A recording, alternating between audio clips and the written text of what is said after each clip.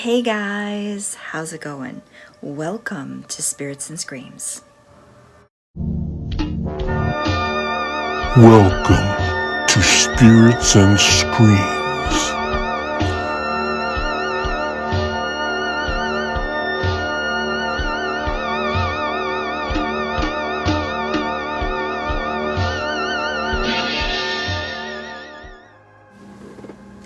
Hi, I'm your host Karen, and tonight we are diving into the first film in John Carpenter's Apocalypse Trilogy.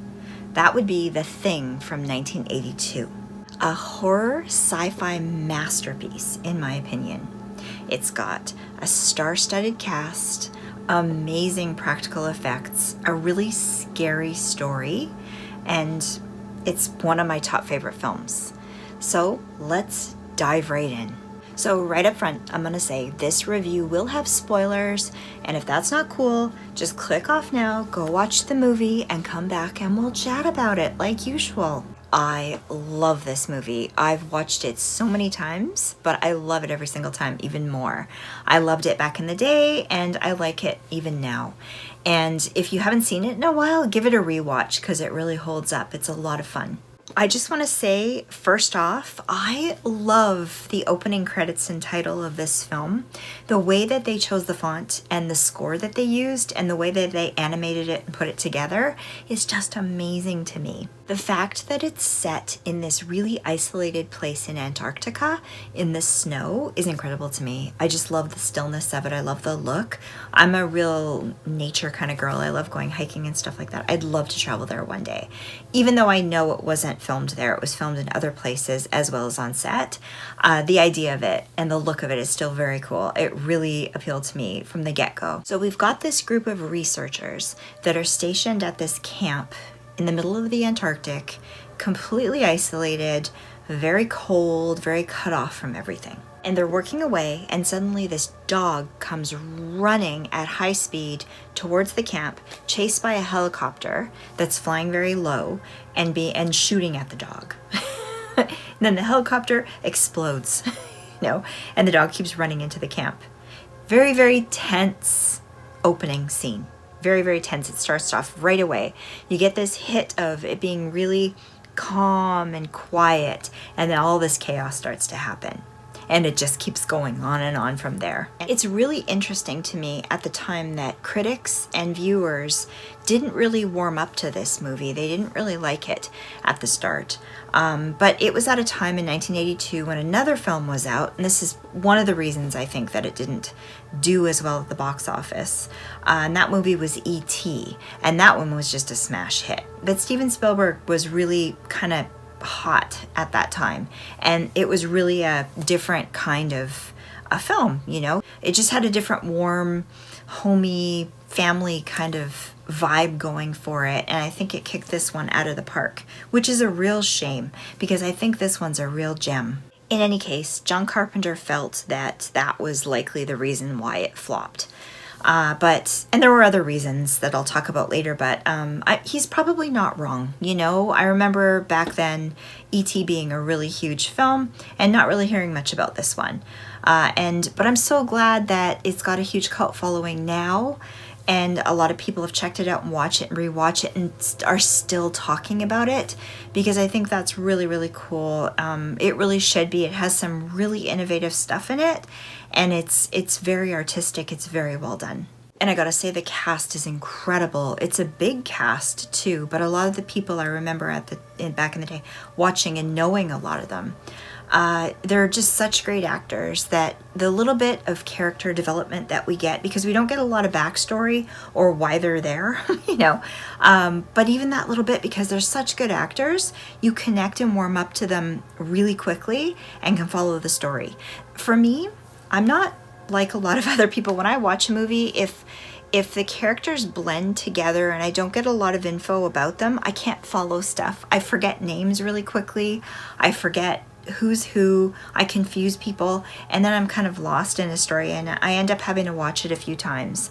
But with this one, I felt just absorbed into the film really quickly and captivated by the acting and ability there. Then the practical effects on top of it just put it over the top for me.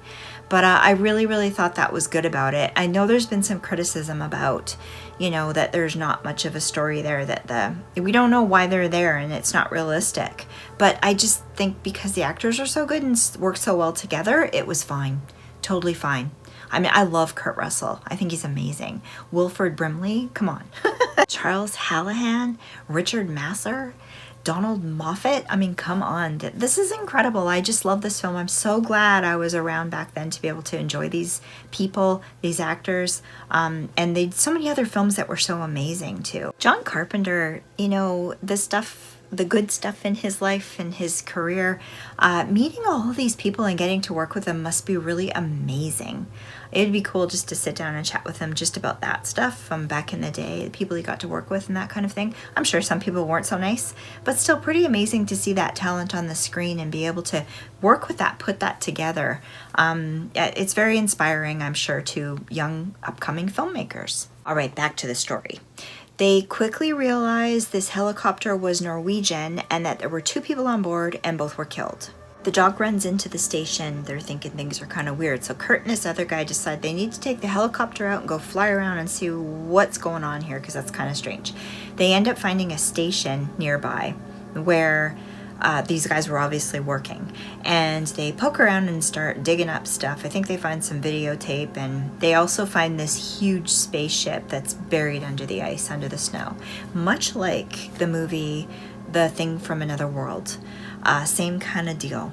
But that story from that movie is connected to this story, same kind of story, but the movies are not connected. I'll talk about that later. They're poking around thinking this is really weird. And they also find like a big dugout hole, like a grave, where they think maybe something had been buried and removed or taken away. So they're not really sure. But they end up taking their stuff, and they know they have to go back to camp and get on the computer and sort things out. They figure their camp is probably in trouble because they've come across something they probably shouldn't have, and they don't know what it is. And anyhow, the story just gets more and more and more tense as it goes along, and it's just awesome because you're isolated out in the middle of nowhere in this snow with just a few people, and there's just this tension of something strange or peculiar or dangerous that's lurking around somehow, but they don't know. I absolutely love this kind of movie because you can't figure out what's going on. You're completely trying so hard to figure it out, but you just can't, and you don't really know till the end. And I love those kinds of movies so much. One part of the film that I find so rewatchable is the cinematography. It's just so gorgeous. These huge expanses of land that are covered in untouched snow. It's just beautiful.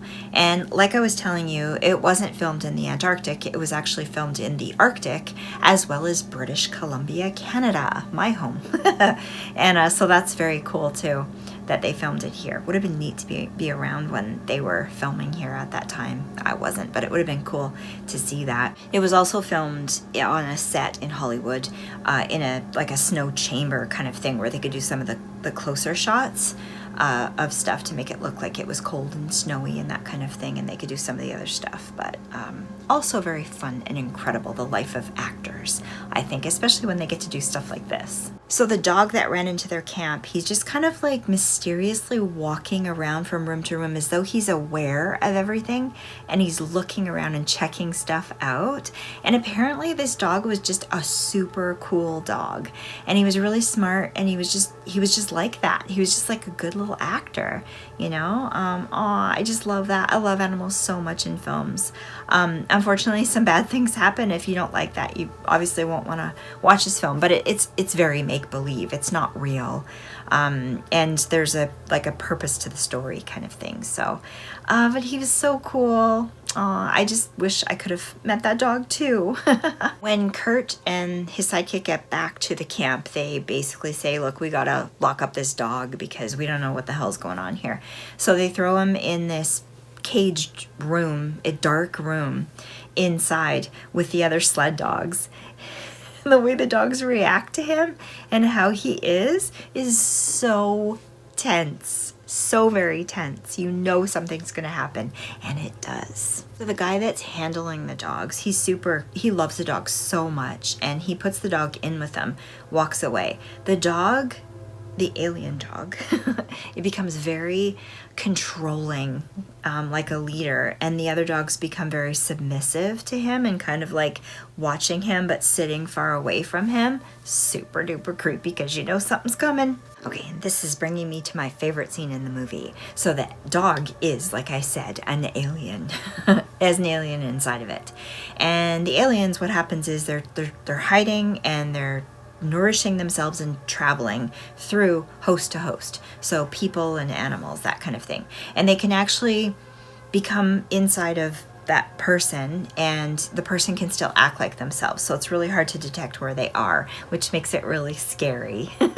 When the alien needs to leave a host, it kind of destroys the body and crushes it. You get to see the true alien form, and then whoever is closest to them is screwed because they're the next host. And it just seems to be impossible to not let that happen. And the alien creature, when it's out, it's like this weird creature with like these tendril arms and stuff that just flail around. It's so scary because if you're scared of spiders, it kind of has that vibe, and if you're scared of like bugs that like move super fast, it's kind of like that. And I think it's really scary but super cool at the same time. I just love how they did that. So back to my favorite scene. It's the scene with the dog in the cage. The alien dog, the alien has to leave the host body because he's done with it, and it comes out of the dog.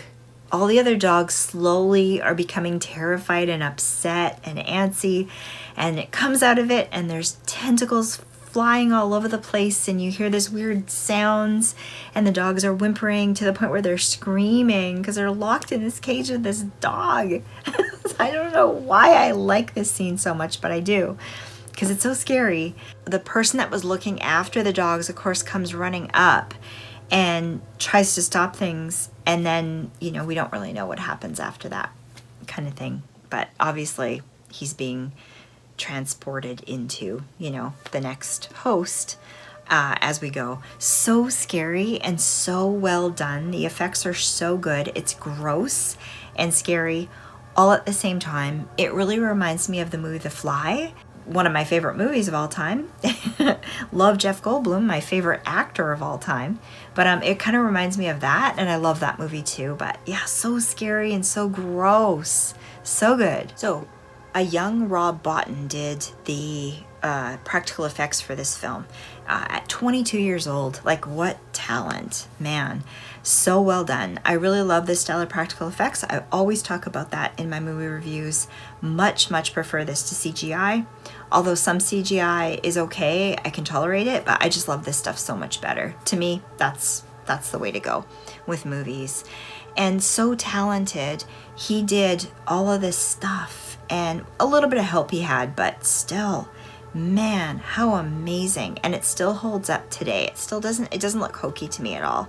It's very creepy and very scary. I just love it. I'd love to actually delve more into that and maybe do a video one day of just all practical effects stuff in horror movies, because I'm just fascinated. It's something down like way back when that I was considering getting into. I never did, but I really bow down to the people that do this kind of stuff because I think it's a real art form. The practical effects combined with the setting and the great acting, I mean, perfect movie. So all of this is happening without anyone really knowing it's happening, and then we've got this burnt up body that they found. And Dr. Blair, or Wilfred Brimley, his character, is doing the autopsy on it. And we're thinking, he just seems so calm and fine and wonderful. So he's doing his thing, doing that. We're not really thinking anything of it. And there's all this other stuff going on. But you can feel in the background there's tension happening, that things are going to go crazy really soon, and they do. The whole scene where he's doing the autopsy, though, is so gross.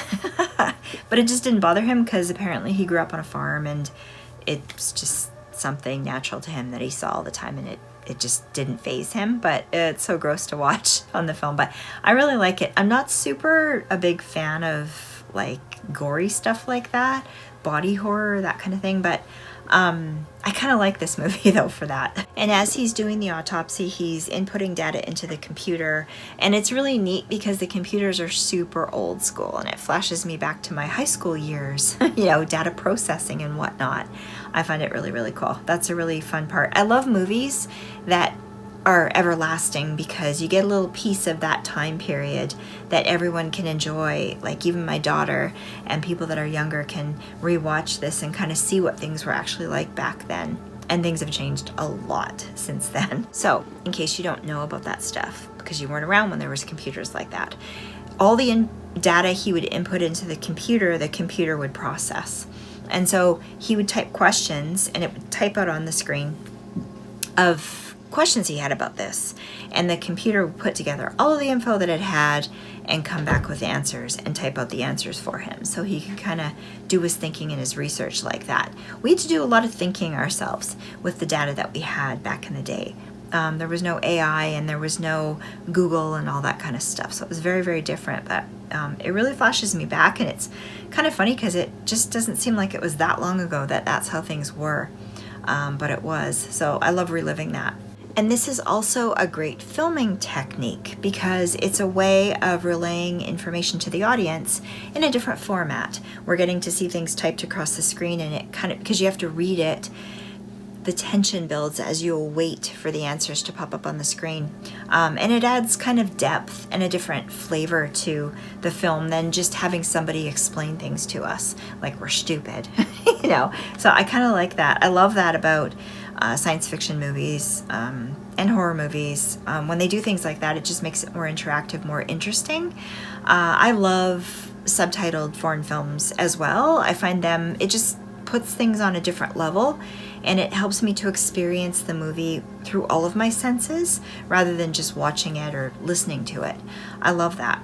I love that. I really am a fan of foreign films, subtitled films. And I know some people aren't, but I just find it really gets your brain going. And I don't know, if I'm just watching a movie that's very straightforward and sitting watching it, I get bored easily and I have to be doing a few things at the same time. So adding elements like that into the movie for me really captivates me and really makes me love it even more. Oh, another neat thing about the film too is at the beginning and throughout, Kurt Russell's character McCready is playing on the computer to pass the time, and he's playing like games like chess and stuff like that on the computer, so the computer's playing against him. I think that's really kind of cool too, that they kind of did that because that was really big back then as well. It wasn't the same kind of video games as there are now. It was that kind of thing. So it's cool to have that little piece of history kind of put into a film. Interestingly enough, this film was made up of a cast of all men, no women. Originally, there was supposed to be one woman in it, but she got pregnant, so she was taken off the cast. And the only female connected to this was, at the time, John Carpenter's wife, Adrienne Barbeau. She was the voice of the computer when it would talk. So I thought that was pretty interesting too. Really, really interesting. One of my favorite lines in the film was by Clark, and he said, "I don't know what's in there, but it's weird and it's pissed off." I love how they talked back then. That was so cool. There's a lot of those kinds of lines and things in this movie that's kind of memorable. And of course, as with every science fiction movie, they break out the flamethrower and they try to kill everything because that's the answer. You know? I guess it kind of is in this one, but anyway, it's just kind of funny. Everything's got to be destroyed. So the first thing they decide to torch is this alien dog creature, and of course they do that, and you suddenly realize when they're doing that, destroying it, how in the middle of nowhere they are, with no help and nothing around them, and it's freezing cold, so they couldn't even hike out if they wanted to.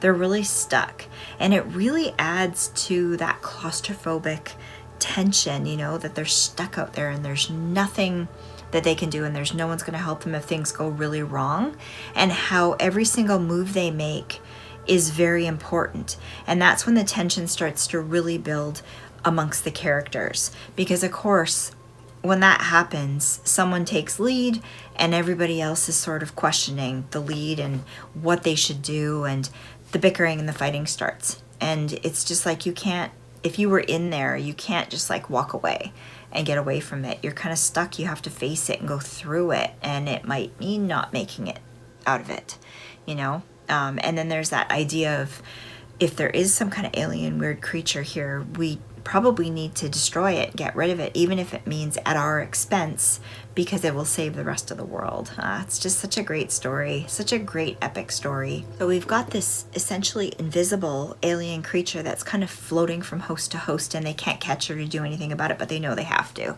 It's got a lot of vibes of Invasion of the Body Snatchers and Alien, and I love those movies so much. Man, I love those, all those movies from back then. I just love science fiction and horror both alike.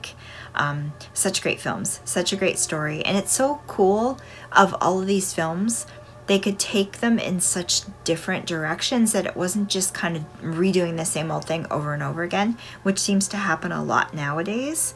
It was just so much more clever. And I'm just wondering if maybe because there was not as much computer help, more about practical effects, that people were forced to just be more creative to make things happen, you know?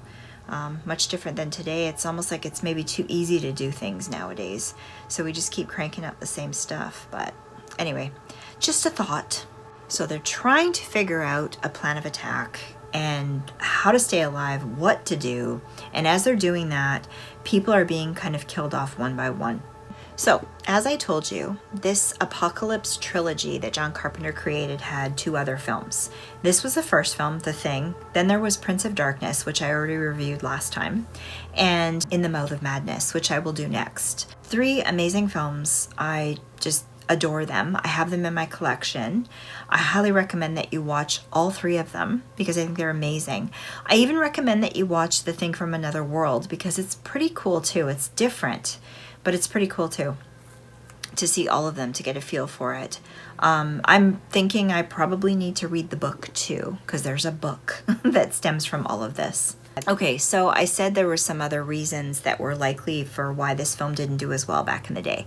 E.T. being one, totally agree with that. I can remember back then and think, yeah, that was very popular. Spielberg was at his peak, you know, he was doing something really innovative and different. Aliens was also a really big thing, like not Aliens the movie, but actual aliens in the universe. If you believe UFOs and stuff like that were really a popular subject back then too. So I can see why that went that way.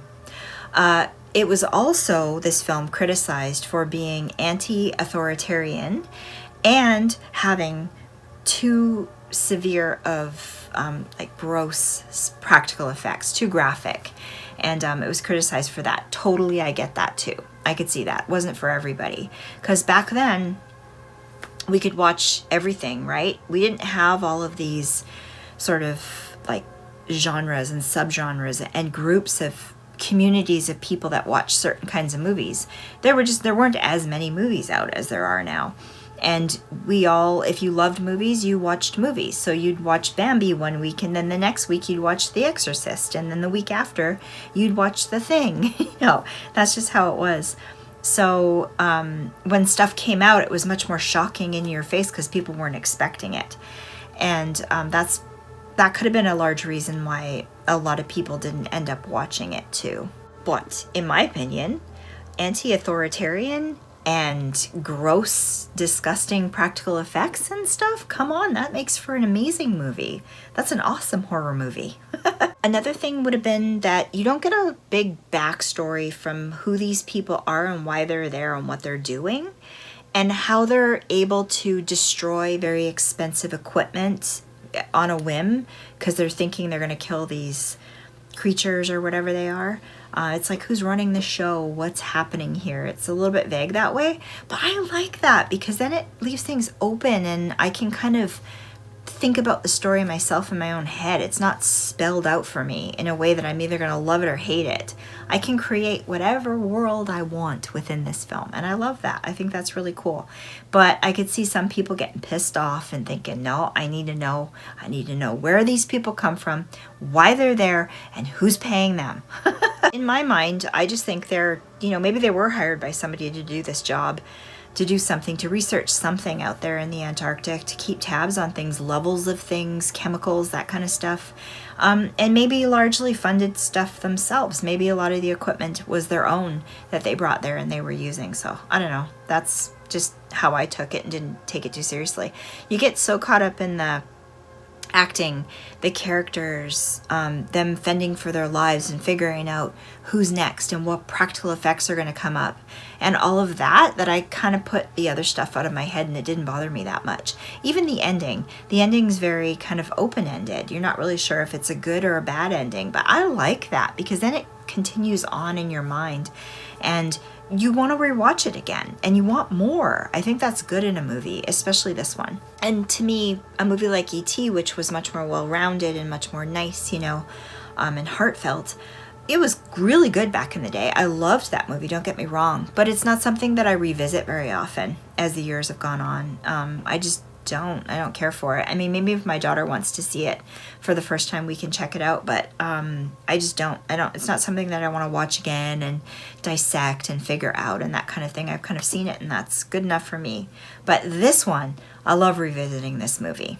I'm really glad in any case that there are more fans now and people continue to review it and talk about it. You can get into good discussions over it. I really love that. I think that's a lot of fun. It's really classic, a classic horror movie for me. Science fiction too, kind of together, but yeah, I really love it. I really love chatting about it. I hope that you guys drop really long comments in the comment section below and we can talk, because I think that would be a lot of fun. I'm sure there's lots of stuff I missed here. I have a bunch of fun facts I'm going to get into right away, but anything else that you guys heard about or know or any of that or feel about it, let me know in the comments and we'll chat. Okay, I also want to say that this movie inspired other films and shows such as The X-Files, Stranger Things, Resident Evil, The Faculty, and even Slither, and many, many more. There are comic books of the thing. I think that's very cool. I love comic books. During the course of the film, this alien creature gets smarter and smarter, and it's better at hiding and stuff. They can't detect it, and it causes a lot of tension. And there's also a bigger picture that's going on in the background that's very terrifying as well. Another amazing scene in the film is very famous. It's called the chest chomp scene, and it was so incredibly well done. Charles Hallahan, who plays Vance, he starts to have chest pains. They're thinking he's having a heart attack, so they throw him on the table and they break out the defibrillator. The doctor grabs it and he's about to pound down on his chest, and as he's doing it, his hands and everything goes right through the guy's chest like an open hole, and it turns into like a mouth with teeth, and it bites off the guy's arms from the elbow down, and it's so creepy, jump scary, and gross all at the same time. They're screaming and freaking out. Oh my god, it's the most awesome scene in the world. And that leads to another famous scene where the alien creature is escaping, and it's like a crab-like creature, a spider-like creature, and it's scurrying down the hall with these tendrils kind of flailing all around, and everyone's just losing their shit because all this stuff has happened all at the same time.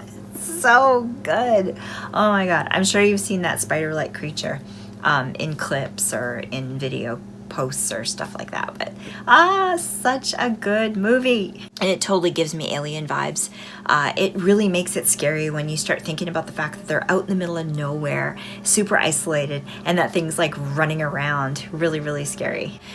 Wilfred Brimley ends up locked up in this separate building away from everybody. He's super calm and chill and seems normal, but they're a little suspicious because he was doing the autopsy on the burnt carcass, right?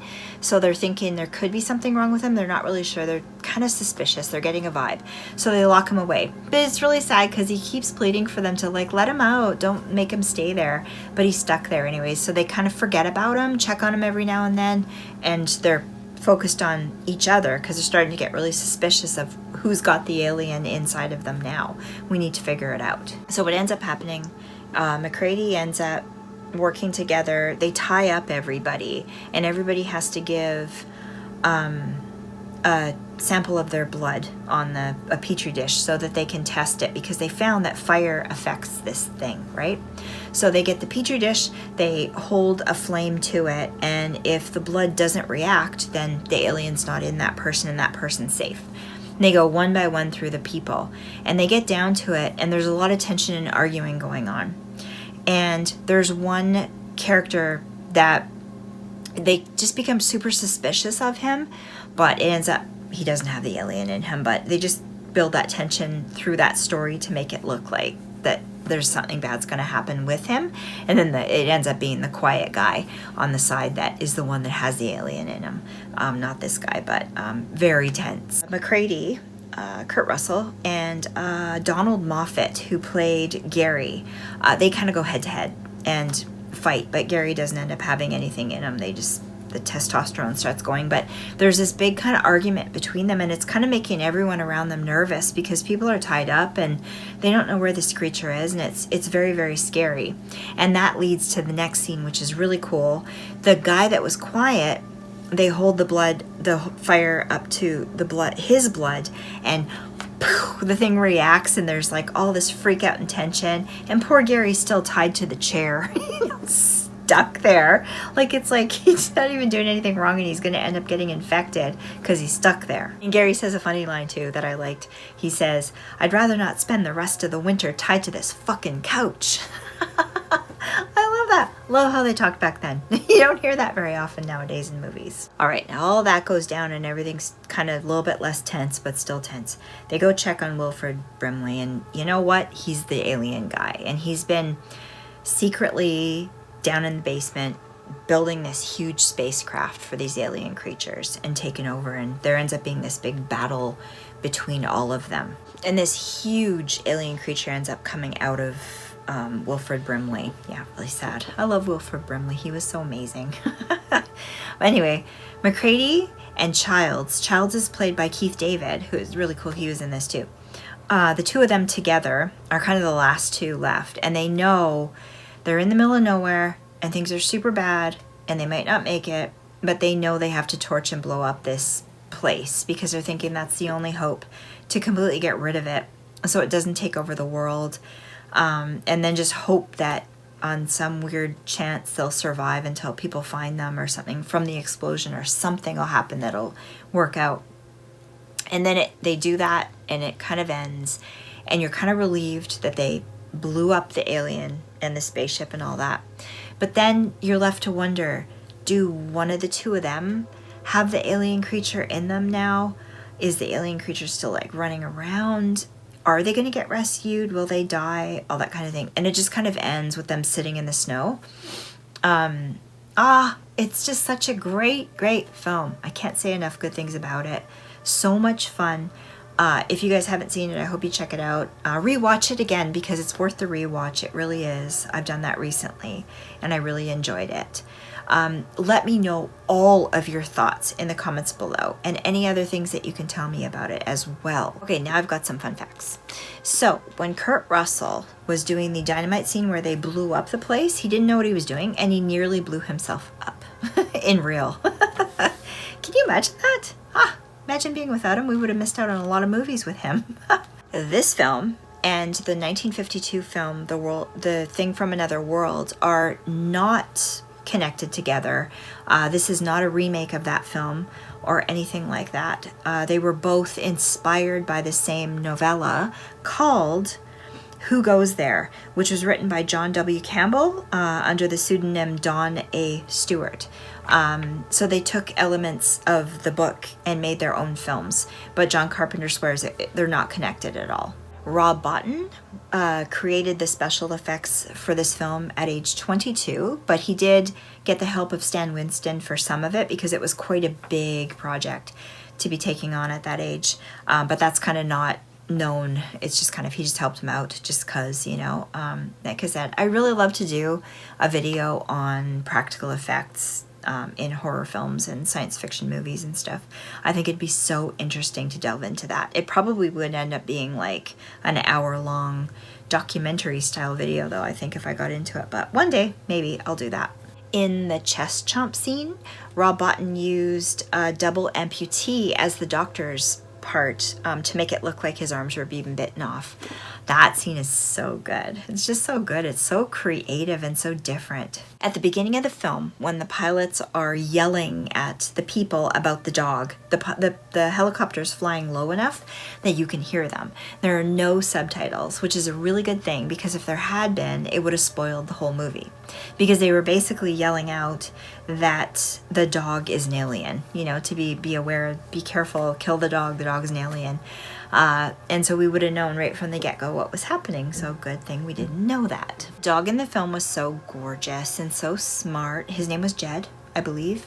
And the scenes where we saw him walking around from room to room, wondering what, and kind of peering in, and almost like he knew he was doing, he was actually acting that way. That's the kind of dog he is. So smart. I love that. All right, you guys, I think that's a wrap. I think I've talked enough about this film. I'm sure there's way more stuff to talk about. Like I said, comment down below and we'll chat. Long comments. For my review, I am absolutely giving this one a 5 out of 5. A Spirits and Screams cult classic. I freaking love this film because I do. It's one in my collection. I will rewatch it probably every year from now on. And highly recommend that you check it out or that you give it a rewatch. And if you like this video, don't forget to give me a like because it helps me out a lot, and subscribe to the channel if you want to follow along, be part of the community, see what's going on with me and my art and all that jazz. Yeah, I'd love to have you here because I love chatting. I really do. So you guys, I hope you enjoyed this, and have a really, really great rest of your evening. And we will see you again on the next one. Bye, guys.